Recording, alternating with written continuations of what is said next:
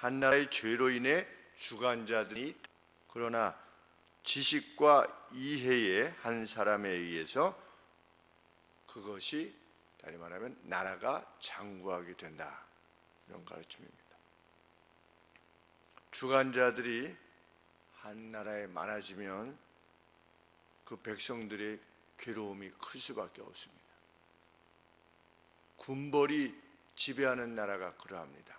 필리핀에 보면 군벌들이 다, 이라크에 보면 군벌들이, 멕시코 군벌들이 다 지배하는 나라들입니다. 여러 주관자들이 많이 등장한다 그랬는데, 브라질은 군대, 부패한 군대가, 또 경찰이, 또 갱단이, 3대 세력이 나라를 이끌어가기 때문에, 나라를 이끌어가는 것이 나라 국민들을 괴롭히는 거지요. 그래서 후진국인 것입니다. 맹주라, 지역의 맹주라는 자들이 나라를 지도해도 마찬가지입니다. 우리 과거에 우리나라에도 지역 맹주들이 있었습니다.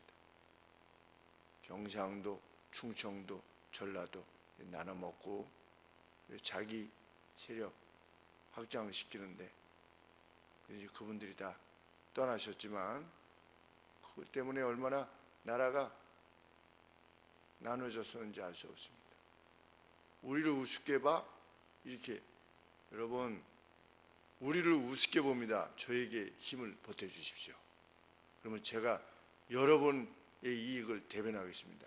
이런 식으로 해서 얼마나 나라가 괴로움을 겪었었는지 알 수 없습니다.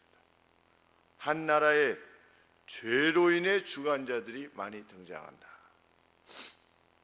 성경은 지역의 맹주니 군벌이니 이러한 자들이 많이 등장하는 이유는 한 나라가 지니고 있는 죄 때문이다.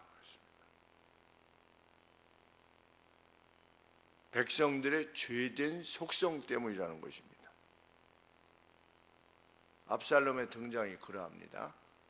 압살롬이 성문 앞에 앉아 있다가 백성들이 이제 재판하러 들어가면 네 말이 맞다, 네 말이 맞다 그러니까 자기 편 들어주는 사람을 따르게 되어 있는 겁니다. 쫓기보다 자기에게 이익이 되는 사람, 자기를 좋다고 하는 사람, 이런 사람들에게 힘을 실어주는 나라, 원리가 지배하는 나라가 아니라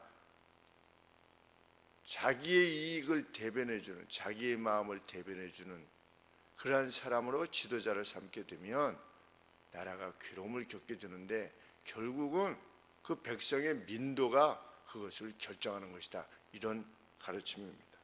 그래서 압살롬에게 그 마음을 빼앗겼습니다. 그래서 압살롬이 모반을 일으켰을 때 많은 백성들이, 대부분의 백성들이 압살롬 편을 들었습니다. 다윗에게 하나님께서 기름 부으셨다는 사실에 대해서 전혀 개의치 않았습니다. 그래서 7만 명이 죽었습니다. 하나님께서 그들을 가만두시지 않으셨습니다. 이스라엘의 내용이 다 그런 것입니다.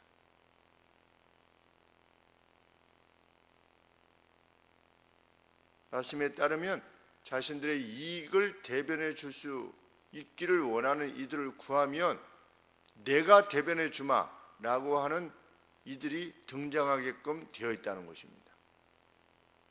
지금 꼭 우리나라입니다. 내가 당신들의 억울한 점을 내가 책임져 주겠어.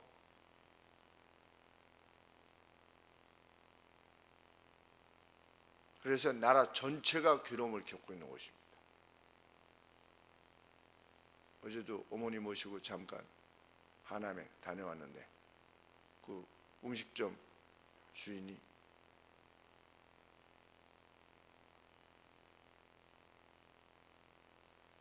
작년에 매출의 반절밖에 안 됩니다. 다들 그렇게 이야기합니다. 기분이 좋아야지 사람들이 사 먹기도 하고 나가고 싶기도 하고 이런데 사람들의 마음이 사 먹고 싶지 않은가 봅니다. 이렇게 음식점 주인이 말씀하시는데, 나라가 이렇게 내용을, 다른 것이 문제가 아니라 더 나아가야 되는데, 일치 단결해서 마음을 해서 나가야 되는데, 나라의 마음이 나눠지는 이유가 뭐냐? 각각 자기가 지도자라는 겁니다.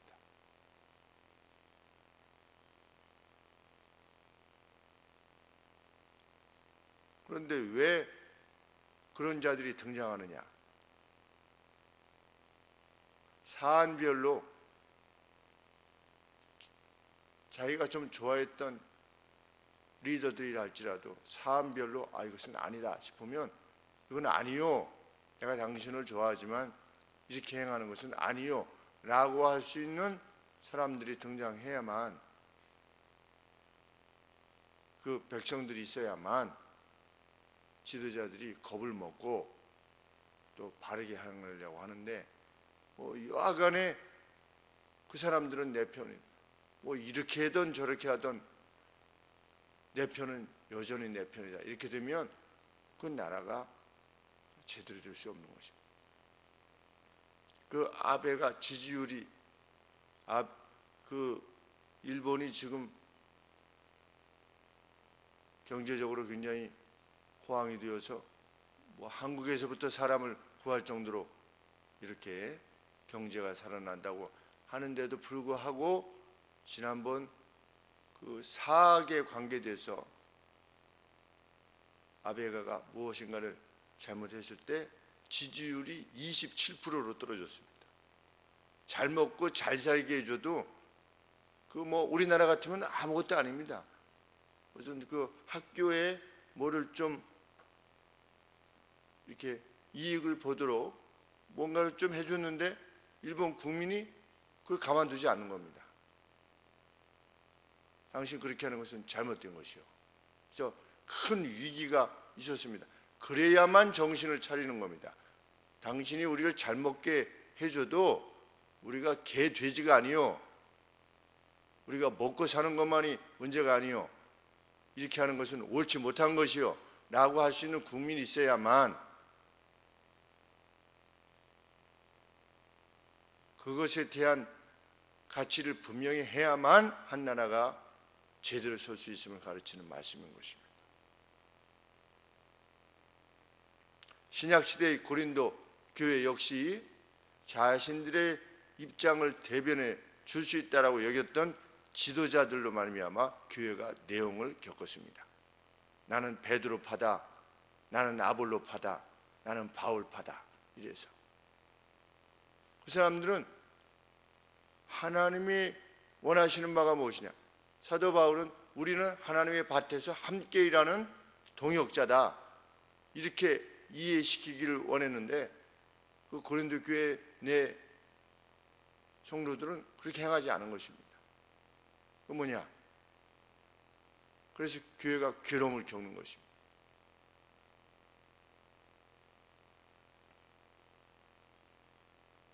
그들 각각의 이익을 대변하기 위해서 지도자들을 세웠던 이스라엘에 대해서 하나님께서 이렇게 말씀하셨습니다. 그들이 왕들을 세웠으나 나에 의해서가 아니라 그들은 방백들을 만들었다. 그러나 나는 그것을 모른다. 자기 마음대로 방백들을 세운 거예요. 자기들의 이익을 대변해 줄 수 있는 그 누구로 하여금 방백들을 세운 것입니다. 미가서 8장 4절 말씀. 공이라고 하는 원리에 의해서 세워진 것이 아니라 자신들의 이익을 대변할 수 있는 사람을 세웠다는 겁니다.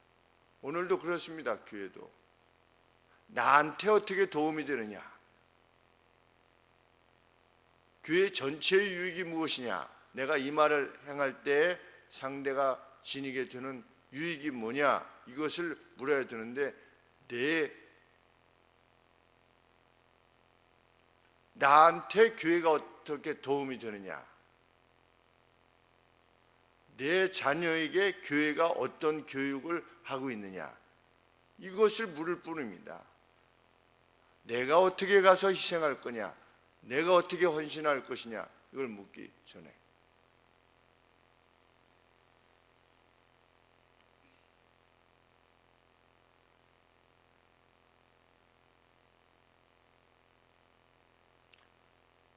그러나 주관자들이 많이 등장하지만 지식과 이해를 지닌 한 사람에 의해서 그 나라는 장구하게 된다. 우리 애굽에 여러 술사들이 있었습니다. 지도자들이 있었고, 그런데 왕이 꿈을 꿨습니다. 7년 풍년과 7년 흉년에 대한 꿈을 꾸었지요. 그랬을 때 아무도 답변하지 못했습니다. 요셉에 의해서만 그 미래에 닥치게 될 흉년을 준비할 수 있었습니다. 대비할 수 있었습니다. 여러 주관자들이 등장하지만 지식과 이해를 지닌 한 사람에 의해서, 달리 말하면 원리가 무엇이냐를 묻는 이에 의해서 한 나라가 장구하게 될 것이다. 그래서 교회는 민주주의가 아닌 것입니다. 교회는 원리가 무엇인가에 의해서 이끌어져 나가는 것입니다. 그래서 교회의 지도자들이 인식해야만 되는 것이 그것입니다. 원리가 뭐냐? 하나님 나라의 법이 무엇이냐를 묻고자 하는 이유가 그것입니다.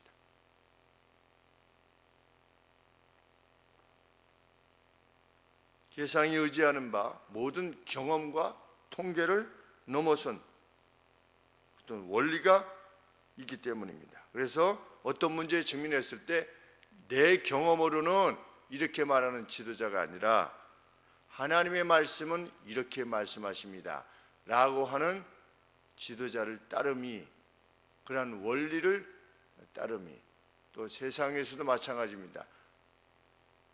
원리가 이러합니다 라고 하면 그 원리에 충실한 사람을 따름이. 근데 지금 우리 국민들이 분노하는 이유가 무엇입니까? 서로 공평하게 또 정직하게 이렇게 해야 됩니다. 그러면서 본인들은 뒤로 다 챙기는, 이것 때문에 국민들이 분노하고 있지 않습니까? 원리와, 자신들이 입으로 말하는 원리와 삶의 내용이 일치되는 사람으로 하여금 지도자로 삼을 수 있는 일반적인 원리에 있어서도 그것의 마음을 모을 수 있는 나라가 장구하게 될 것이다. 참으로 그 어느 공동체의 지도자를 세움에 있어서도 이 원리를 참 마음에 두고 행하는 우리가 되기를, 그리고 우리가 속한 공동체에서 그 원리를 제공할 수 있는 지도자로서, 이끄는 이들로서 우리 자신들이 서 있음을 통해서 우리의 공동체가 참 건강하고 유익하게 될 수 있는 그런 은혜가 우리 가운데 있기를 소원하는 것입니다. 기도하겠습니다.